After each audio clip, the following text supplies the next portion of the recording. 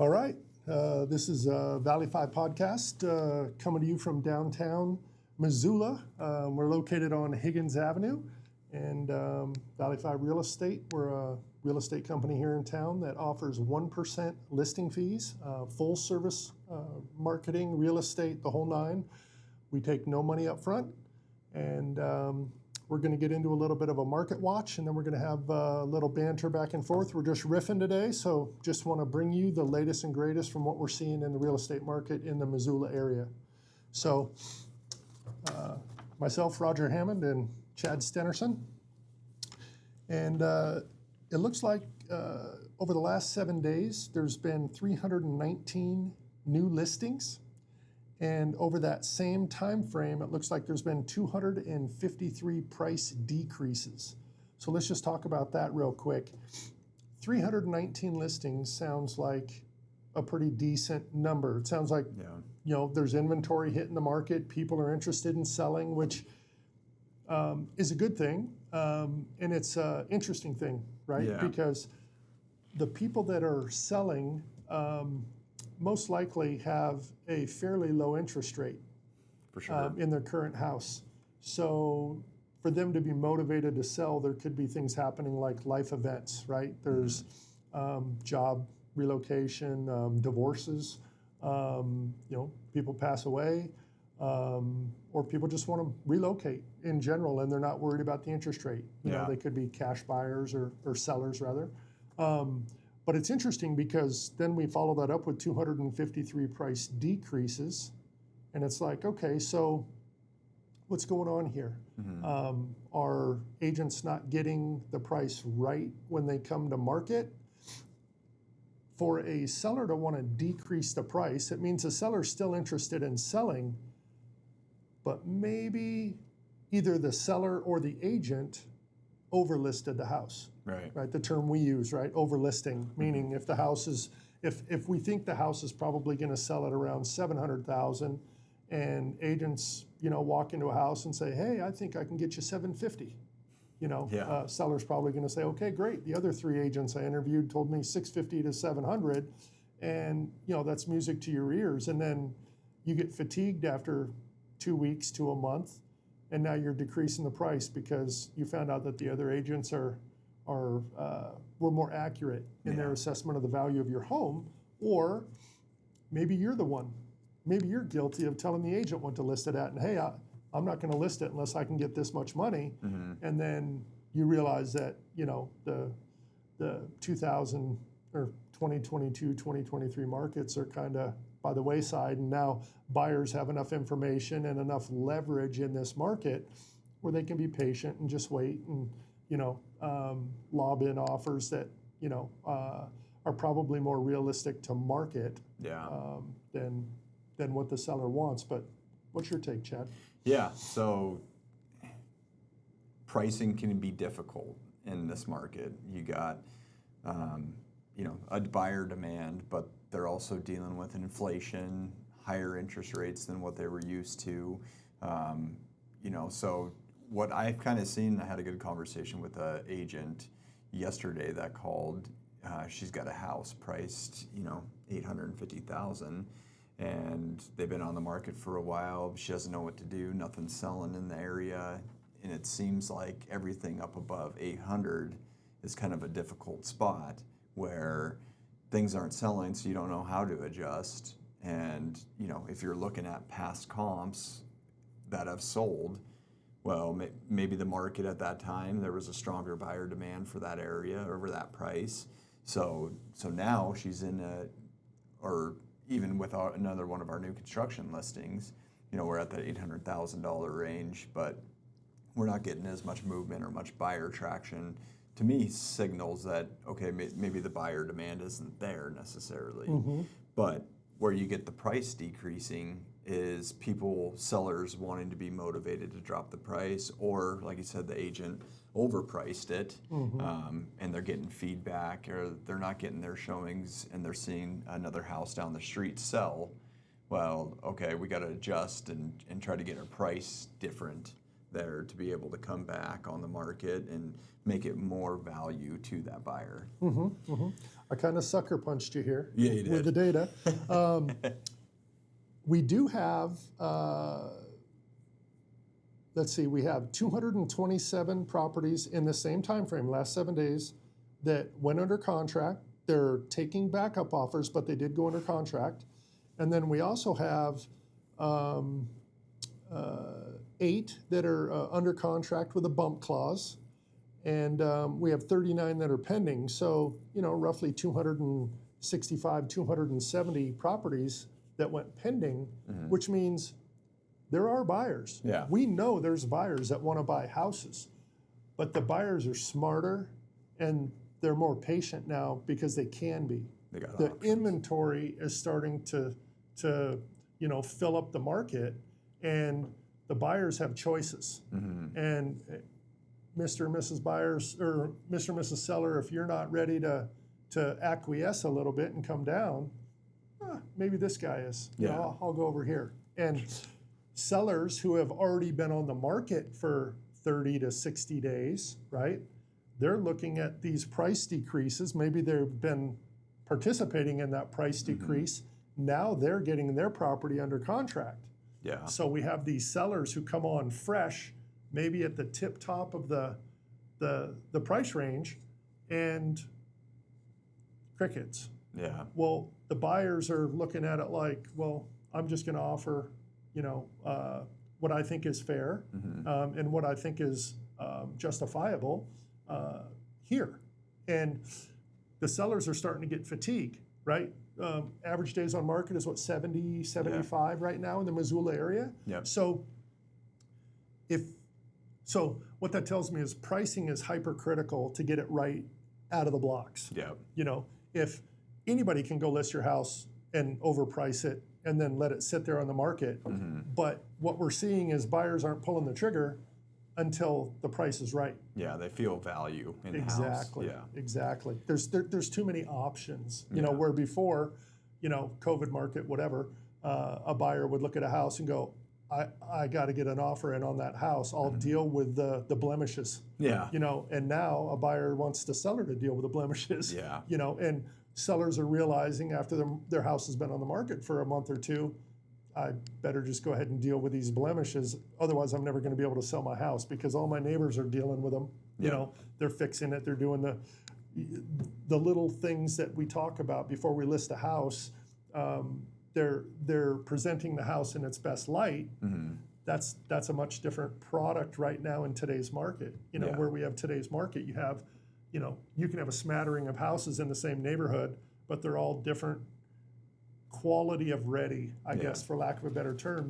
Some of them are like, here you go, it's gift wrapped for you. Buyers are going to like that. Then you have some that are like, well, I don't want to. Maybe they don't have money to fix the issues, or maybe they didn't get a home inspection up front to know what's wrong with it, or maybe they're just unaware. Yeah. And their houses are sitting and they're becoming stale inventory, and that's that threshold that I think is very dangerous for sellers. Yeah. You don't want your house to go from fresh, young days on the market to 60 plus days where you're going, uh-oh, now what? Yeah. How do I refresh this? Well, most agents are going to say, well, you got to drop the price. Yeah. Well, and sometimes when you do that, it works. But if you would have listed it correctly to begin with, you could have already been through that. Yeah. Yep, and been on your way to whatever your next adventure is, and saved yourself, 2 more monthly payments, or however many you would have until the house actually sells. So, time is money, and as far as pricing is super critical. And even what I feel like the buyers that I've seen come through, a lot more people are looking at new construction properties or houses that have been remodeled, turnkey. For them, they don't want to get into a house or already put a bunch of money down to get into it and then have to turn around and start doing upgrades to it. Right. Some properties it makes sense, right, for an investment property, or if it's undervalued or priced, then people will take that and say, okay, yeah, I can afford to put in X amount of dollars to make this the right property. Oh, yeah. But majority, people that are coming in and buying residential houses, they want turnkey, and new construction's been a big selling point. Definitely. And I kind of feel like, depending on the buyer, if somebody's coming here to go to college, they're going to want to be in the core, which is going to be the 100-year-old houses. Right? Oh, yeah. So if their family is lucky enough to be able to purchase a home for their student, and they're going to rent out a few rooms to try to offset the mortgage or whatever while their children are going to school, that's one thing. But they typically are going to end up with a 100-year-old house, and those do come with those issues that you're talking about. If you're moving here, if you're relocating from out of state maybe, and you're tired of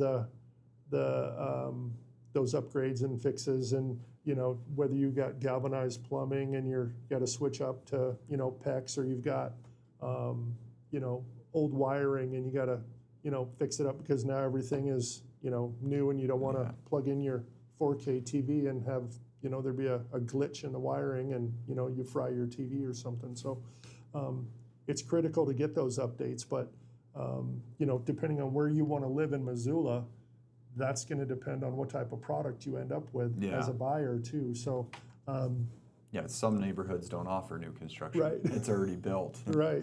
So what you see is what you get. Yeah. One of the interesting things I did for our market watch this week was to look at the difference in what is needed for different prices of homes based on current interest rates versus the 3% interest rate that a lot of home sellers or home owners right now have the luxury of having. 50% of the market or better has an interest rate that's 3% or lower for their mortgage. Well, what does that mean compared to today's rates? A $600,000 house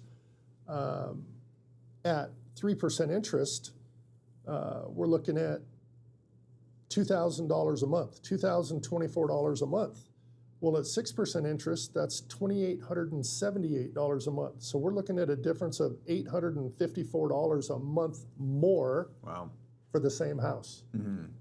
So the person who bought that house during COVID, literally they're paying $2,000 a month, and they want to sell, even if they sold it at the same price, which nobody's doing. Yeah, we know everything took a hike. Yeah.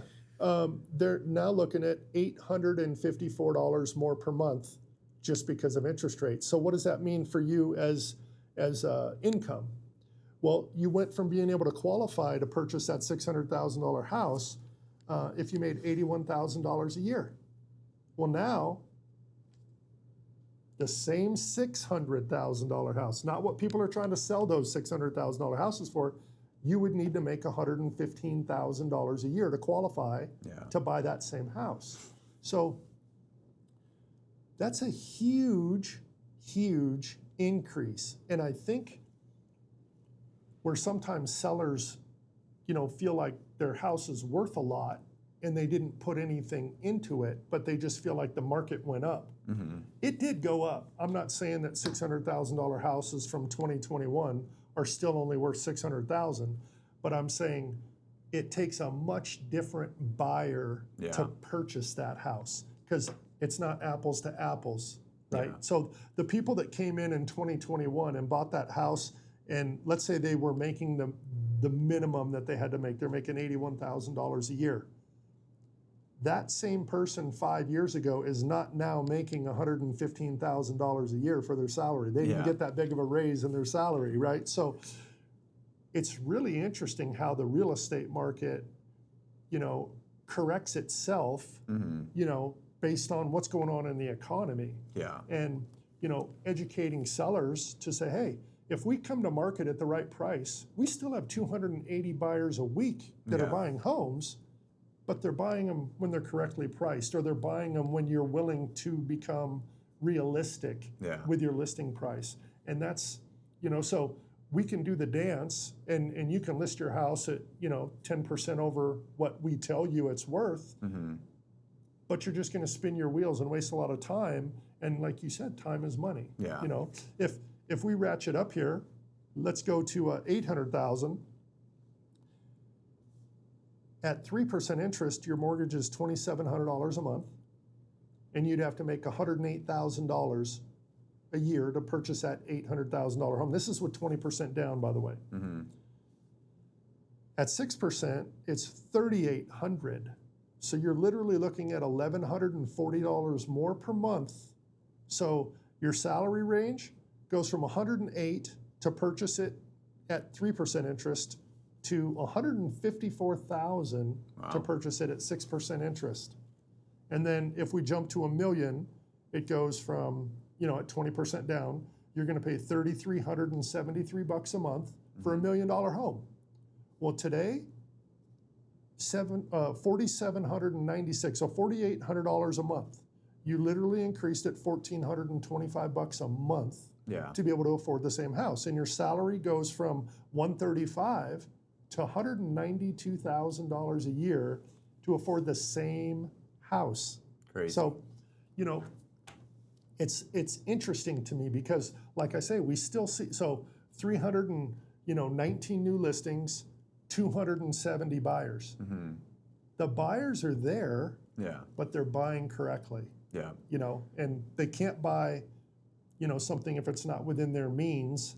So it doesn't really do any good to try to jack up the price and hope for some buyer from out of state that's going to pay cash and, you know, do all that. Because if you do that and you're wrong, now you have to do damage control and try to get your house in a sellable market. Yeah. And people are going to look at it like, well, did something happen to it? Yeah, what's going on here? Yeah. They're confused. Yeah. Yeah, that shows a perfect example of how interest rates impact buyers' ability to their purchase amount ability. Oh, for sure. And it's, you know, of course, interest rates go up and that shrinks that, but you can see with live numbers how bad that actually is. Yeah. And that's not including taxes or insurance that you would put on top of that payment. So. No, this is a real world principal and interest only amortization that people are going to look at over 30 years. Yeah. And they're going to say, okay, well,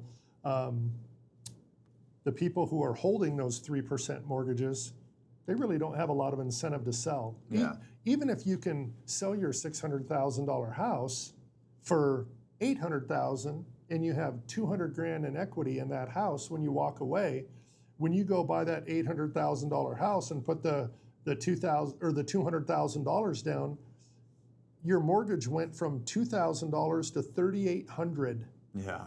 It almost doubled, you know. So why would they sell? Yeah. And they're only going to get an incrementally nicer house from $600 to $800, right? Mm-hmm. So it's just a lot going on. You know, it's a lot to digest. And sorry for getting in the weeds, but you know, this is what we do on a day-to-day basis: is try to really crunch the data. Yeah, and because, understand. Yeah, I mean, it helps us help our buyers, and it helps us help our sellers to understand the market that they're trying to get into. Mm-hmm. Yeah.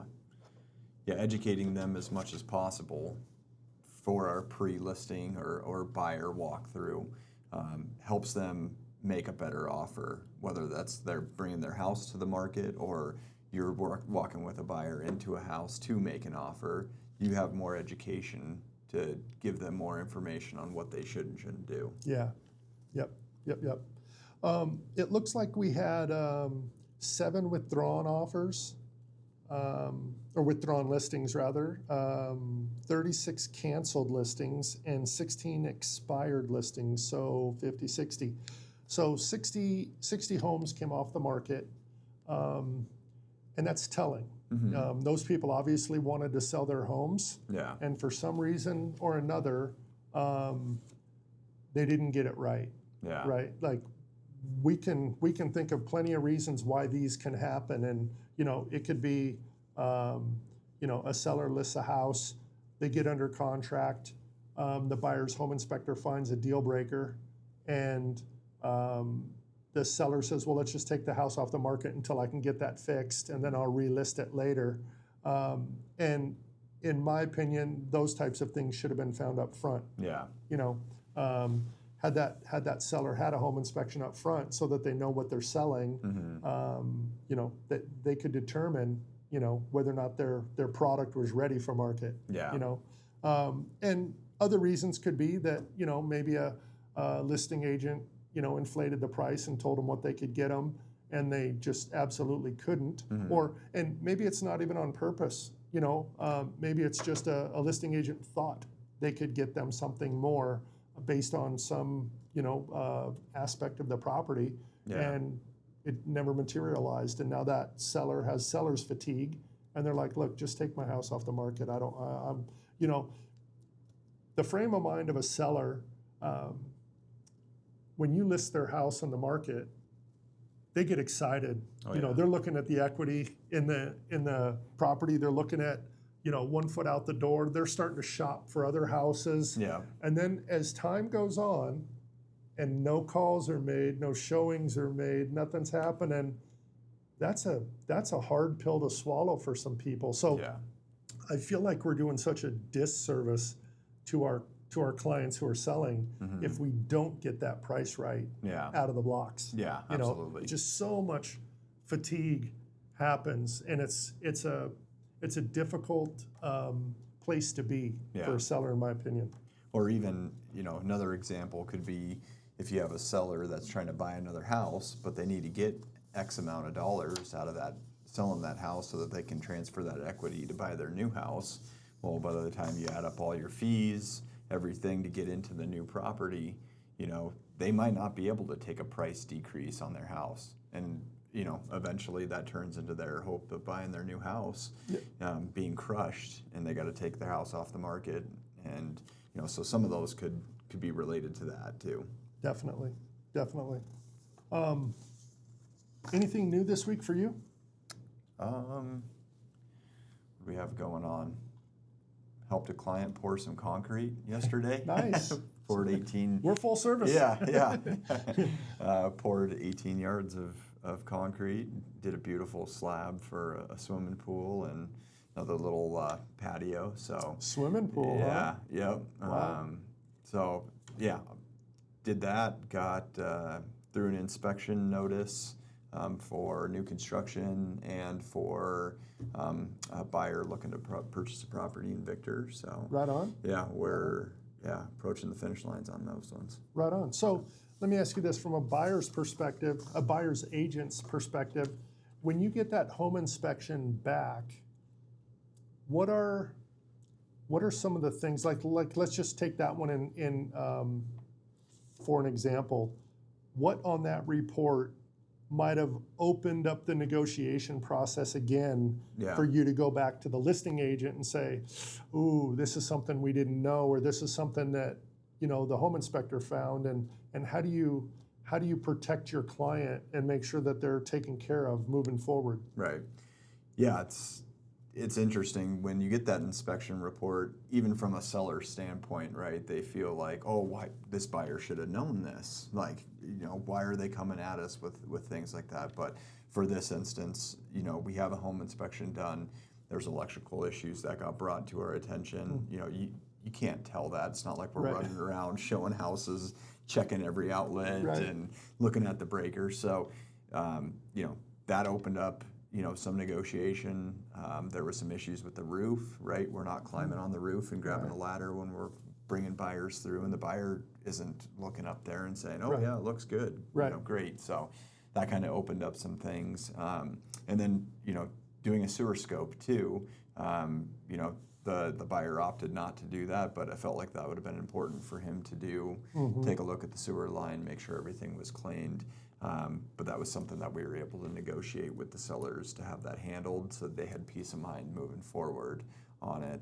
But there's a lot of things that can get uncovered, small little things like electrical or roof repairs that need to be done that we were able to catch and negotiate on, or there could be big ticket items that come up, that the buyer, it either scares the buyer away, that they don't want to deal with it, or the seller looks at that and says, hey, we can't afford to pay the $15,000, $20,000 that you guys are requesting in the inspection report to get this deal done. So yeah, luckily, nothing huge there, but with that inspection report, a lot of things can come to the surface that can either make or break the deal. And it's really good to try to inform your client, whether you're a seller or a buyer, to know exactly what's going on, kind of the process behind that, and then bringing in other professionals too that are needed to get quotes, get their expert opinion on what needs to be done. So, yeah. And so you brought in an electrician, or? Yeah, had DJs look at it. They recommended, and it was just light stuff that needed to be done, nothing major. But, had brought them in, had them look at all the electrical items that were noted in the inspection report, and then provide their bid. And then we were able to take that bid and bring it to the seller and say, hey, these issues should be corrected, and this is the amount that the professional contractor would be charging to correct those issues. And I think it's important where a lot of buyer's agents, they'll just grab the inspection report, right, and say, hey, there's this going on, and we want the seller to, pay X amount of dollars for it. Well, if you're asking for a credit, you kind of want to have some, data to put in front of the seller's face and say, hey, this is actually what it's going to cost, and we're being transparent in that matter. We see that a lot, right? Yeah. As a listing agent, you get negotiations from buyer's agents post home inspection, and it's a round number. It's like, yeah, we want $5,000 off. For what? Yeah. Like, how'd you come up with that? Yeah, exactly. Show me some bids. Show me something. And I think that's, in a, I guess sometimes it works and sometimes it doesn't. But, when to me, if I ever said to a listing agent as a buyer's agent representative, hey, my client wants $5,000 off, and they reply with, okay, I'm going to be thinking, uh-oh. What I missed. Yeah, totally. I mean, right? So, it's a tough situation to be in sometimes, when they respond quickly like that, and they're just trying, and it could be because they knew it and we found it, and they're just going to acquiesce and say, okay, take it. Or it could be, there might be more, and they're happy with just 5,000, So, but whenever I receive it on the listing side, and somebody says, hey, I want 5,000, I'm like, well, let's get specific. Like you said, what do you need 5,000 for? Is this a pound of flesh? Or is this specific to, you need some GFCIs, in the kitchen, or you need, some more insulation in the attic? What's going on here? Update me, because there's usually always something, right? We've heard from home inspectors hundreds of times, and we've also heard from the seller, well, my home inspector didn't catch that. That's a big one. When we're on the listing side and we say, hey, it looks like, you need a couple more inches of insulation in the attic. And they say, well, my home inspector didn't say that. I'm sorry. Yeah. But theirs is. Yeah. So, we have to cross that bridge when we get there. But it's critical for there to be some sort of a solution, and the dollar value matters. If it's 5,000, it's like, well, let's narrow it down. Yeah. And I think, when you do that extra work as a buyer's agent, you get your electrician's stuff done, or you talk to a septic person, or you talk to a surveyor, or you talk to whoever you need to talk to in the trades and say, hey, this is what needs to be done. This is our plan of attack to do it, but this is what it's going to cost. That's a lot easier for the seller to digest. Yeah. And you're giving that listing agent ammunition to go to their seller. Even though that listing agent is supposed to protect their seller, they can't look at those bids because it's a third-party person and say, this doesn't make sense. Yeah. They have to present it in its best light, because that listing agent doesn't want their seller to lose the deal. Yeah. Especially if those are material things that actually need to be addressed in the transaction.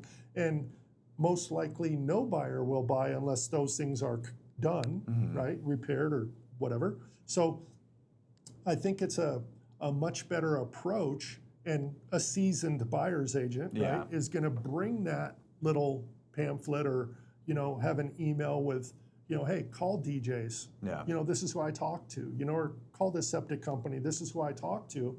And it just takes all the guesswork out of it for the seller. And chances are the seller might have already gone through some of this with some of those people before, because I've been on the buy side and we've had something looked at by a tradesperson, and they said, oh, I was out here a month ago and looked at it. The seller didn't want to fix it. Oh, okay. Well, now we know. And then we know that the seller knows. Well, right. And when you say that too, that's why a lot of times I push for my clients to get a credit and handle the repairs after closing, because just like you said, a seller will come in here and say, or you meet a contractor, it's like, oh yeah, we were out at the house a month ago, but the seller didn't want to address that. Right. Well, when you bring them an inspection notice and you're like, hey, we need you to take care of the roof, or need you to take care of some electrical issues, well, how do we know that they're not going to go find the cheapest guy that's going to cut corners? And we want to make sure that the buyer's being protected, and we want the buyer to feel comfortable with whichever contractor they choose. But let's get you that credit, and then you guys can do that once you get the house. Yep, so, I agree. What else happened this week? Ooh. Well, we're only Tuesday, so hopefully some more exciting stuff. Or last week. I mean, we can, last week was a eventful week. Took care of some things on my rental. Had to get a roof done. Kind of interesting. The insurance company we switched to called out the roof on one of my rental properties and said, "Hey, if you don't get this done by this date, then we're going to drop you." And unfortunately, I think we're seeing that happen a lot more with people or with insurance companies. They're getting stricter on wanting to give insurance out. And so, especially if they see that the roof hasn't been replaced in 20 years, they're providing letters to people and saying, hey, you guys need to address the roof. The interesting part about that is a lot of insurance companies are doing that via satellite imagery too. They're not even showing up. They're just seeing a house roof from the sky and going, send them a letter. And then it's the homeowner's burden to prove that it either does or doesn't need a new roof. But it's an easy thing for them to mitigate loss, because like we've talked about before, having done home inspection before, the envelope of the building is the most important piece to the building. And for an insurance company, they know water gets in from the roof. Like that's the spot, and that's the most expensive type of repairs. So if they can just say, hey, everybody go get a new roof, and I imagine you probably know whether or not you did need a new roof or not. Or it's getting close, it's time. But that's another cost and another burden that has gone up by a significant number or percentage since these 3% rates were in the market. Now we're sitting at 6.5, and insurance went up 50%. What are you going to do? I mean, so the insurance when they bought the house was, and we're talking about insurance because that goes into how much you qualify for when you buy. If your insurance is going to be $150 a month, that goes into your monthly burden and your debt to income when you're getting a loan qualification. If that $150 a month insurance is now $300 a month or $225 a month, it means you need to make this much more salary in order to be able to qualify to buy a house. So, or you get slapped with a $15,000 roof after you just bought the house. And it's like, oh, great. Now how are we going to address to pay for this? And I think that's why people are looking at new construction or properties that are more turnkey. Like, hey, the furnace is new. The roof just got done. Like, we know that this is something that we're not going to have to worry about for, hopefully 20 plus years. Because they don't want to deal with that. That new construction's valuable.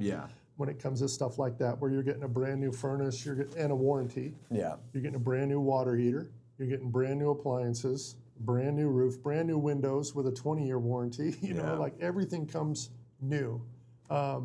There's, to me, a new property buyer is a completely different buyer than, somebody who's just looking for a good house. Because I think you can find a good house that's 100 years old.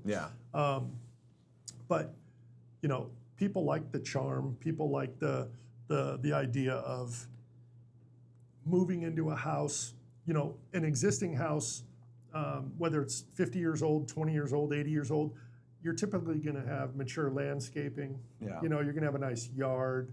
You're probably going to have a little bit bigger lot, than a new development is going to, they're in it for ROI. Oh, yeah. Those lots are just, they're put in there. There's cul-de-sacs where they need to put them, and they're fitting as many lots as they can in there, which they should. Yeah.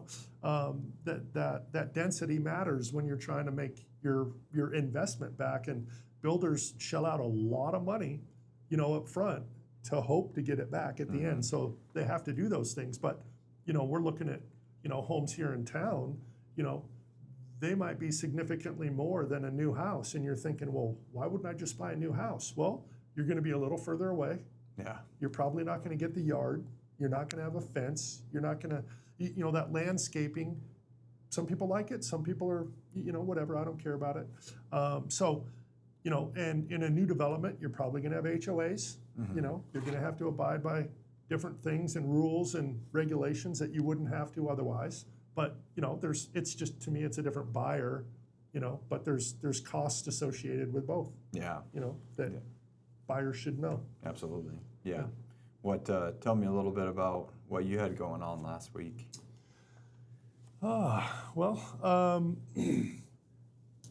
I had to go back to Washington. I'm still licensed in Washington, so I had to go back to Washington for a couple of deals. Was able to get one under contract, and another one fell out of contract because of a home inspection. And on that one, we were representing the buyer, and there was too many things. And that one was funny because the listing agent listed the property. It had a cabin on it, livable, persons living in the cabin, remote, off-grid, so it had a propane fridge, propane oven, all that. But since the listing agent listed it on a vacant land form, it didn't have a section for the appliances, like what's staying with the property. So they get under contract. We go up there for the home inspection, and the refrigerator's missing. Huh. We're like, where's the refrigerator? Oh yeah, that wasn't included. It's in all the marketing pictures. What do you mean it's not included? Yeah. Yeah, the seller moved to Oregon and took it with them. Well, are they going to credit us for that? They're like $2,500 for a propane refrigerator, right? Yeah. They're like, well, we didn't explicitly say that it was included in the listing. Well, you have it in the pictures, and you didn't say that it wasn't included in the list.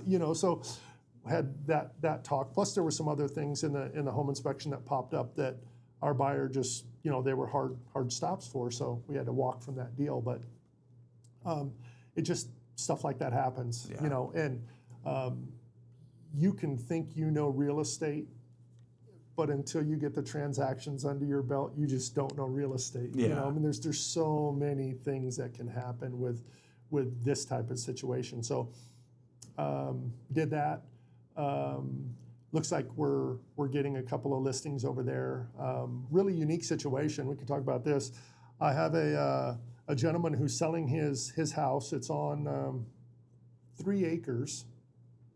Very nice house, big house, and he has a VA loan on the house. Well, VA allows you to transfer your loan to somebody if they qualify for a VA loan. So his interest rate is 2.75%. Well, this is easily a $500,000 house, and he owes $225,000 on it. So somebody walks in, hands him $275,000, and then they assume a mortgage that's at 2.75%. Nice. And that's just a very unique deal that if somebody qualifies for VA, they can look at that and go, oh my gosh, this is a no-brainer. That's free money. I'd love to have a mortgage at 2.75%. Oh, yeah. So trying to get that one cleaned up and ready for for market. Nice. Yeah. The toughest position with that is just going to be finding the buyer that's going to have the 250 to 275,000 that they can put down. Right.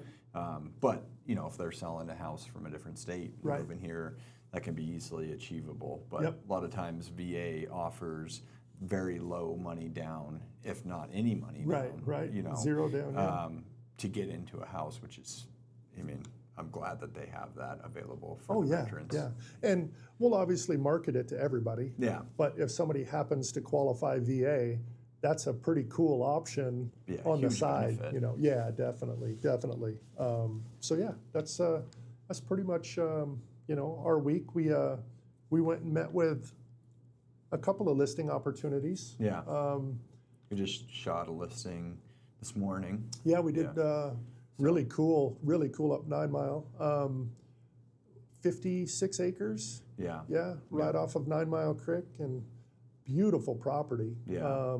Anybody's looking for somewhere close to water, that's definitely up there. Yeah. So, yeah. What else? I think that's pretty much it. Yeah. So. Yeah. Got the podcast running right Yeah, now. yeah, So yep. get Jed back in here, hopefully. Yep. We had Jed Deal from Inspect Montana last week, and yours truly didn't set up the sound correctly, so we recorded for an hour and 15 minutes, and all you heard was. So I'll take the hit on that. Jed is gracious enough; he's going to come back and be here on Tuesday with us next Tuesday. So we'll get that back, and we'll make sure to record the audio on it. But things like this, it's like when you're trying to start a podcast or start anything new, you're always going to go through failures and difficulties. And yeah.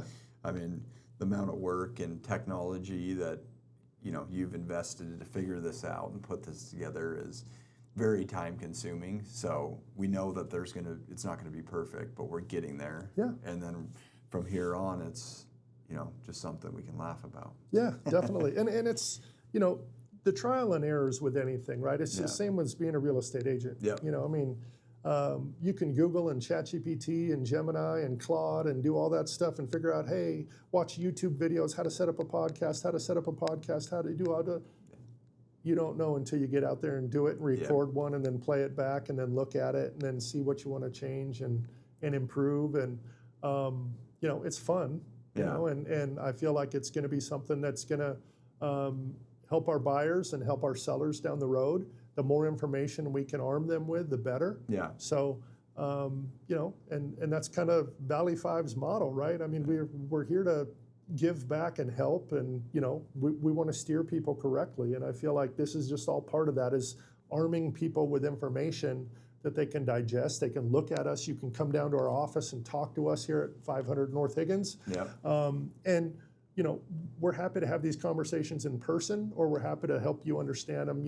If you just want to slog through our podcasts and see what different trades people we have, it's just another way to communicate. Yeah, and pricing too, right? Like you're in the trenches trying to figure it out, and by no means do we think that we're perfect, but being in the trenches and having the experience and transactional volume definitely helps when you step into a house and you look at it. You get a better feel than if you haven't been looking through houses and done as much real estate as we have. Right. And I feel like that's a very important part of it. You might not get the pricing right every single time, but you got a greater chance when you've done it so many times to be able to, okay, well, hey, we didn't get any buyers at the price that we thought that we were. Now let's adjust, or let's make a game plan to do what we got to do to get it sold. So. Yep, I agree. Yeah. I agree. All right, well, thank you everybody for watching. It's Roger and Chad with Valley 5 Real Estate. You can always reach out to us at 406-540-5555. I'm Roger at valley5.com. That's Chad at valley5.com. Website is valley5.com. Thanks for tuning in. If you made it this far, we really appreciate it, and hope to hear from you soon. Yeah. Have a good day. Thanks, everyone.